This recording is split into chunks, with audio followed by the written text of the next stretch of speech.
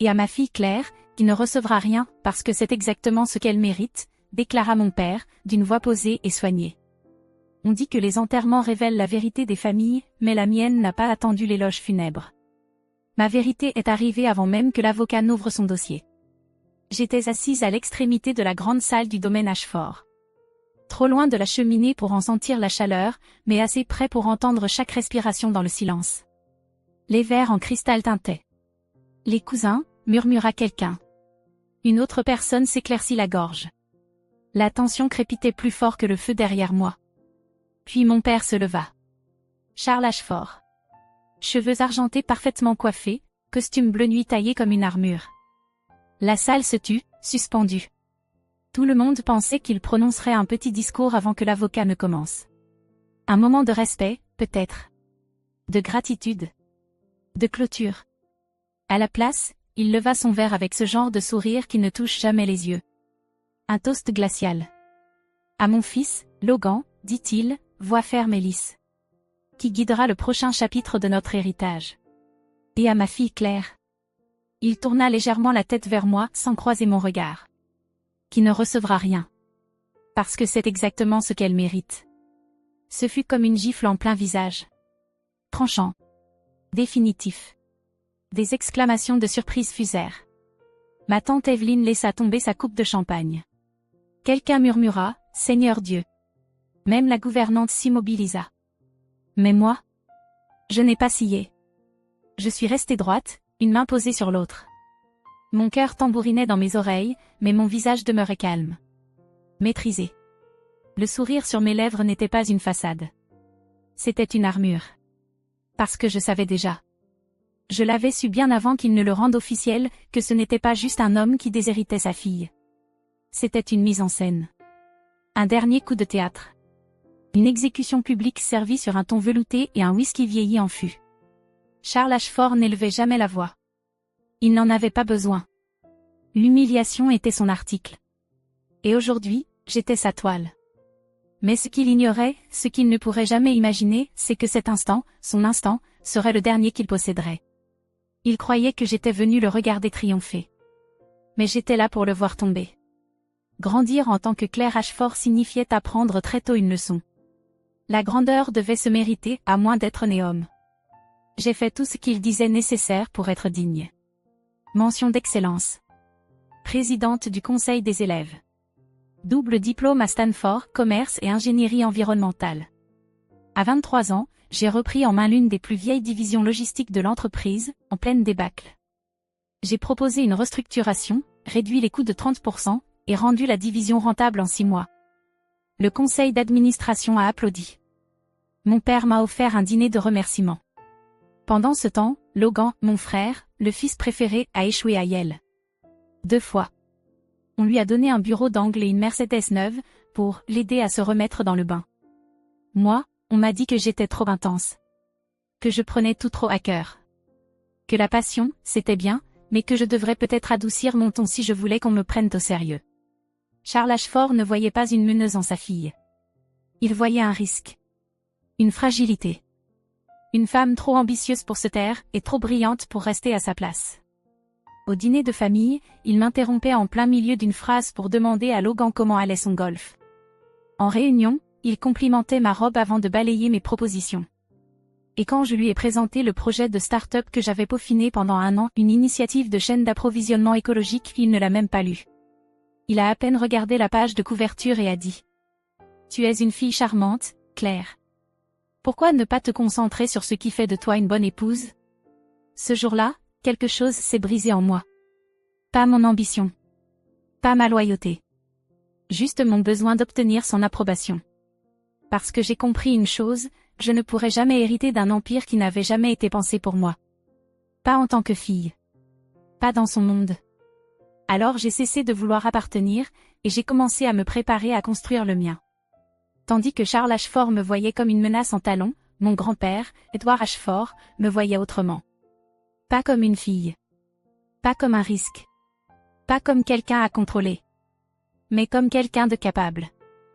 Il s'asseyait avec moi dans sa bibliothèque, entouré de livres empilés comme des forteresses, et il écoutait, vraiment écoutait, mes idées, mes peurs, ma vision pour l'avenir de l'entreprise.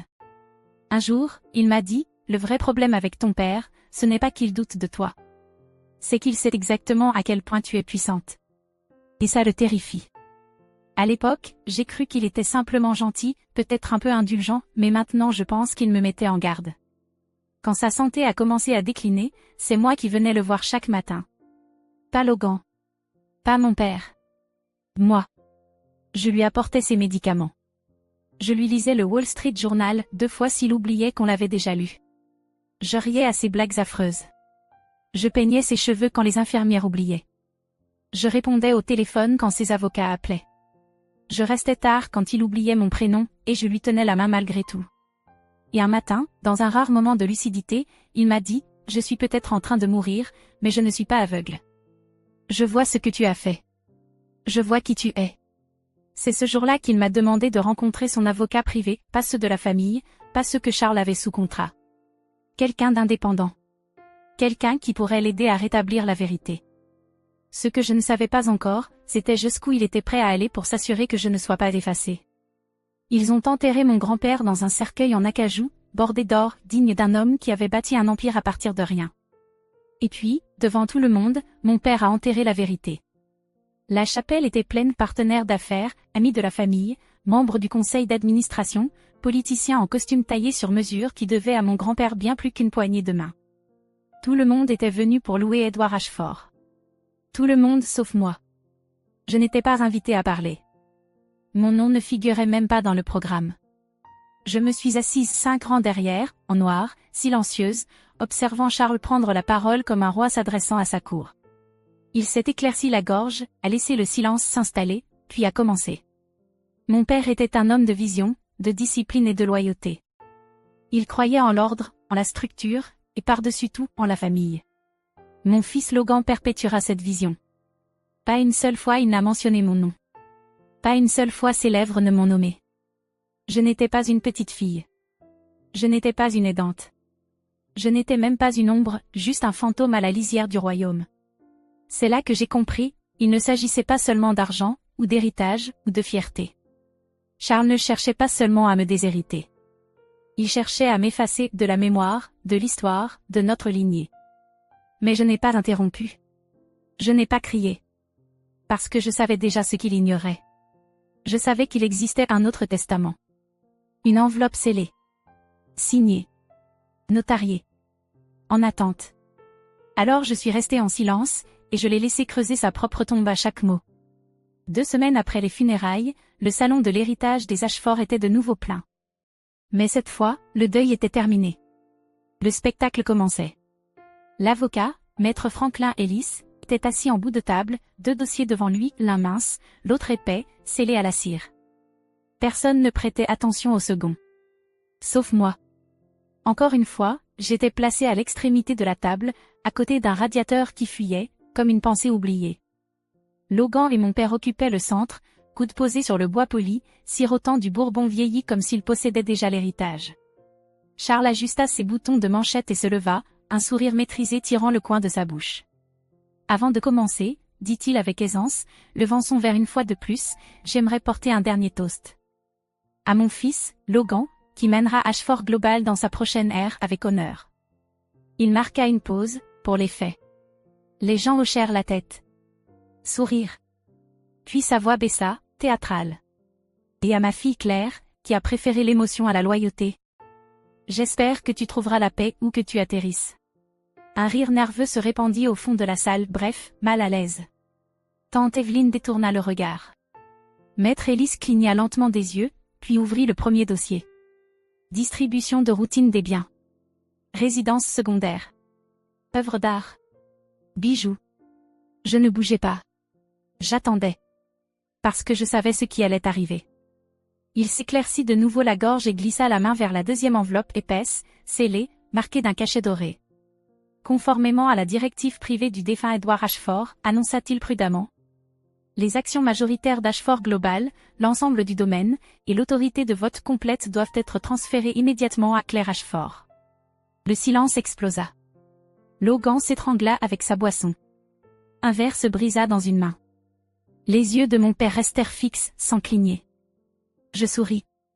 Parce qu'à cet instant, la pièce m'appartenait. Dès que mon nom fut prononcé, tout bascula, pas seulement dans la salle, mais dans l'équilibre du pouvoir. Mais la vérité? Ce moment n'était ni un coup de chance, ni une vengeance. C'était une stratégie. Mon père pensait avoir élevé une fille qu'il pouvait contrôler. Ce qu'il avait en réalité élevé, c'était une stratège. Et ça n'a pas commencé lors de la lecture du testament. Ça a commencé le jour où il a repoussé mon projet d'entreprise, 6 mois de recherche, d'innovation, de cœur, comme s'il s'agissait d'une serviette oubliée au déjeuner. Tu es une jolie fille, Claire, m'avait-il dit. Concentre-toi sur des choses qui feront de toi une meilleure épouse. Je suis sortie de son bureau en silence. Je suis rentrée chez moi. J'ai fermé la porte à clé. Et j'ai construit une salle de guerre.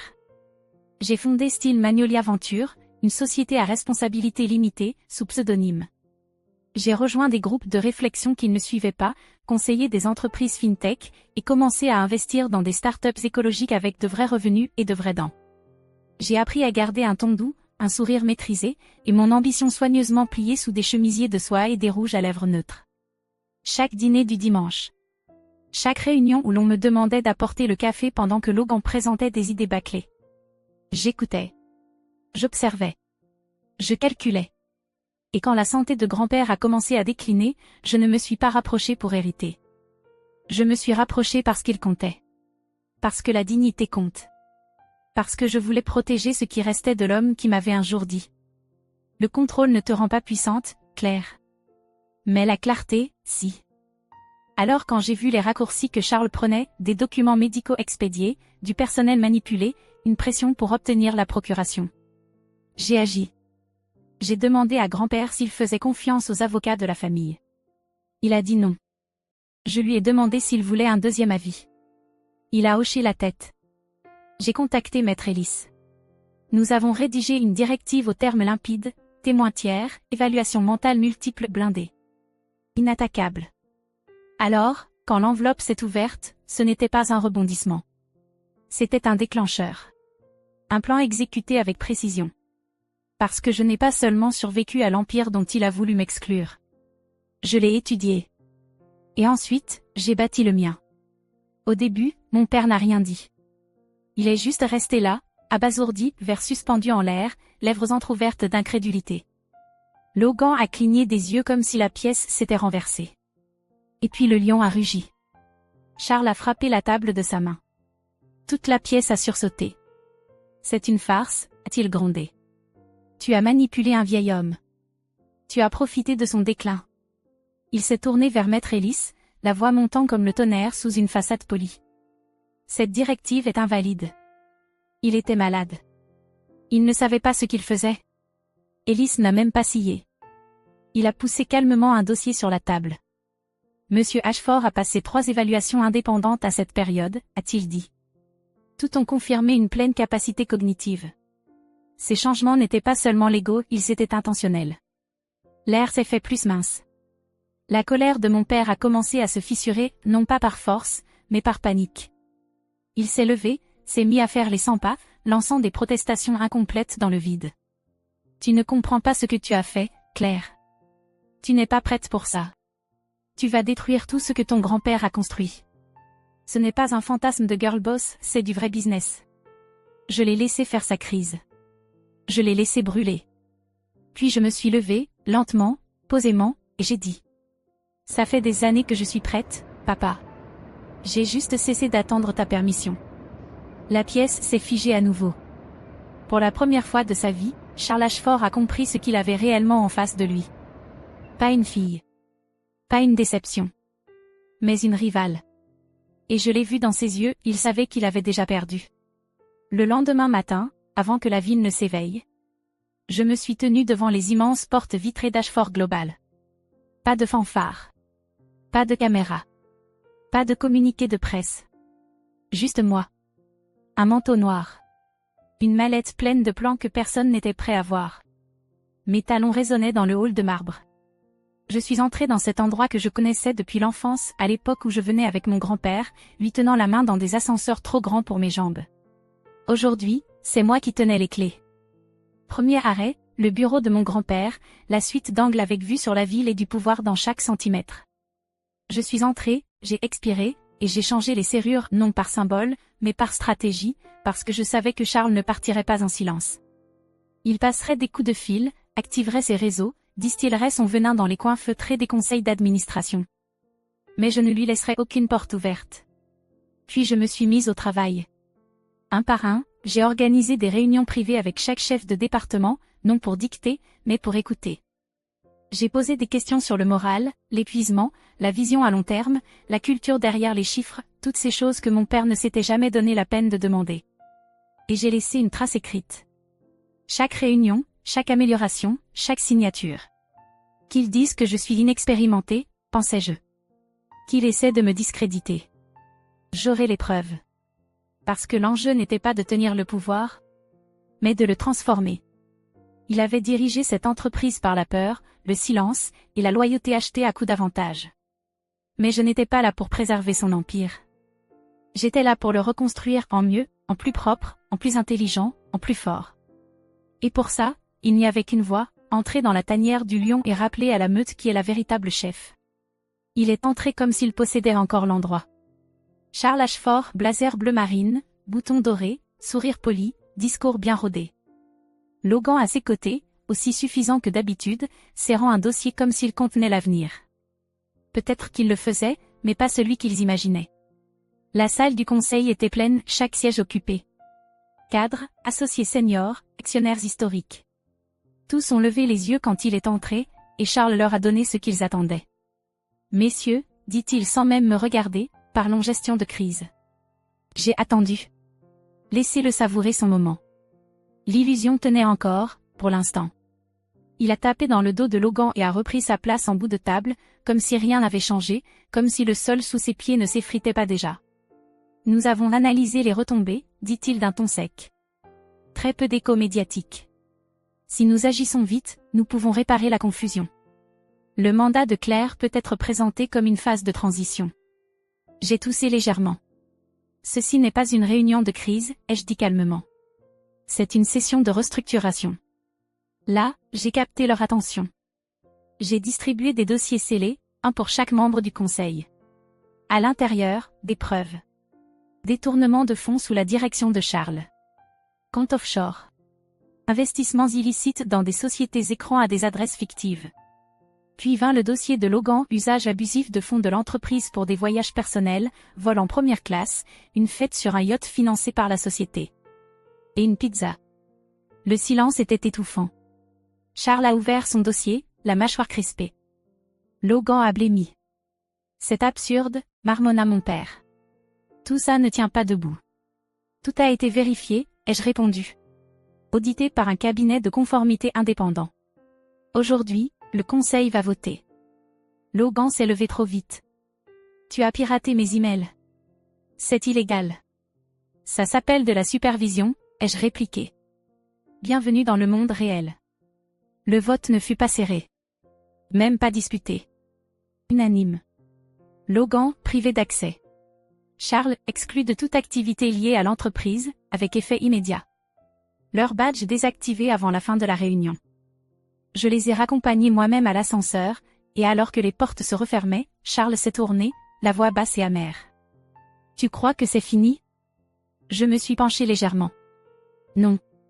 Je pense que ce n'est que le début. Il attendait dehors comme s'il appartenait encore au lieu. Pas de chauffeur. Pas de suite. Pas de bouton de manchette ni de démarche assurée. Juste Charles Ashford, les épaules voûtées dans un manteau froissé, regardant le siège d'une entreprise qui ne lui répondait plus. J'ai failli ne pas m'arrêter. Mais juste avant que la porte vitrée ne se referme derrière moi, je me suis retournée. Il semblait plus petit, comme vidé de son air. Comme si le bâtiment qu'il avait jadis régné l'avait réduit à l'échelle humaine. « Bonjour, papa », ai-je dit. « Tu sais ce qu'on dit, l'orgueil précède la chute. » Il n'a rien répondu. Il n'en avait pas besoin. Parce que ce n'était plus une histoire de vengeance. Cette partie était déjà terminée. C'était juste une affaire de gravité. Pendant des décennies, il a bâti son empire sur la peur. Sur le silence. Le contrôle. Des mensonges bien polis dans des costumes bien taillés. Il s'était assuré que sa voix soit la seule à résonner dans les salles de réunion, au dîner de famille, et même dans ma propre tête. Mais désormais, sa voix n'avait plus aucun poids. Son nom n'ouvrait plus aucune porte. Son empire se dressait encore mais il ne se dressait plus pour lui.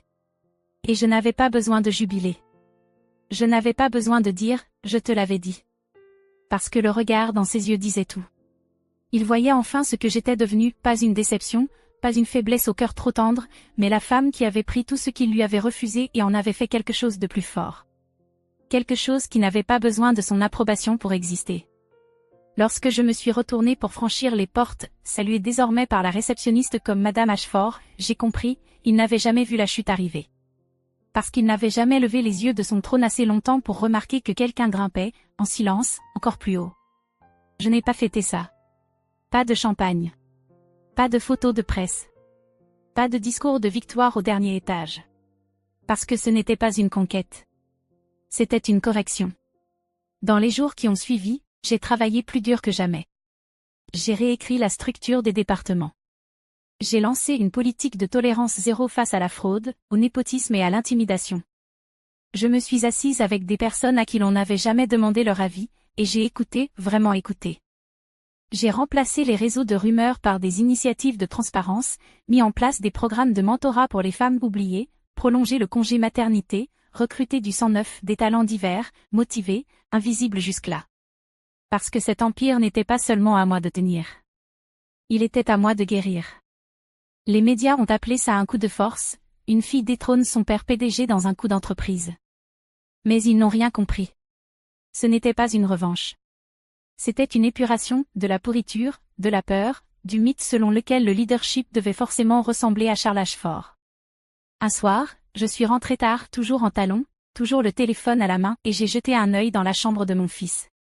Il était déjà couché, la couverture à moitié rejetée comme toujours. Il a levé les yeux, à moitié endormi. « Maman » a-t-il murmuré, « pourquoi papy était fâché aujourd'hui ?» Je me suis arrêtée. J'ai souri. Parce que, ai-je dit doucement, en écartant une mèche de son front. Il avait oublié que les filles aussi peuvent être aux commandes. Il a hoché la tête, déjà en train de sombrer dans le sommeil. Une nouvelle vérité s'installait doucement dans son petit monde tranquille. Et à cet instant, j'ai compris quelque chose. Charles pensait que l'héritage, c'était l'entreprise. Les votes du conseil. Les immeubles. Le nom sur la plaque en laiton. Mais il se trompait. Le véritable héritage, c'était moi. La fille qu'il avait essayé d'effacer. La stratège qu'il avait sous-estimée. La femme qui avait reconstruit l'empire à son propre nom. Et cette fois, il ne serait pas bâti sur l'obéissance ou la peur. Il serait bâti sur un but. Pour mon fils. Pour la femme que je suis devenue. Pour chaque fille à qui l'on a dit de rester à sa place. Les premières semaines après la reprise furent un tourbillon, réunions, signatures, gros titres. Des regards en coin de ceux qui me traversaient autrefois comme si j'étais faite de verre. Aujourd'hui, ils m'appelaient Madame Ashford. Aujourd'hui, ils retenaient leur souffle quand j'entrais dans la pièce. Mais certaines nuits, le silence revenait. La douleur. Cette petite voix en moi qui murmurait. Est-ce qu'il aurait agi ainsi si j'avais été un garçon ? Y avait-il une version de cette histoire où il se serait tenu à mes côtés au lieu de se dresser sur mon chemin ? Je ne savais pas. Je ne sais toujours pas. Parce que la guérison n'arrive pas comme un contrat ou un vote. Elle arrive bancale, tardive, sans prévenir. Comme ce colis arrivé sur mon bureau un après-midi de pluie. Pas d'adresse d'expédition. Pas de timbre. Juste mon prénom, écrit d'une main tremblante que je connaissais bien. À l'intérieur, une photo. Vieille. Usée. Légèrement pliée au coin. C'était moi, j'avais peut-être 5 ans, juché sur les épaules de mon père lors d'un pique-nique d'entreprise. La tête renversée de rire. Ses mains me tenant comme si j'étais un trésor.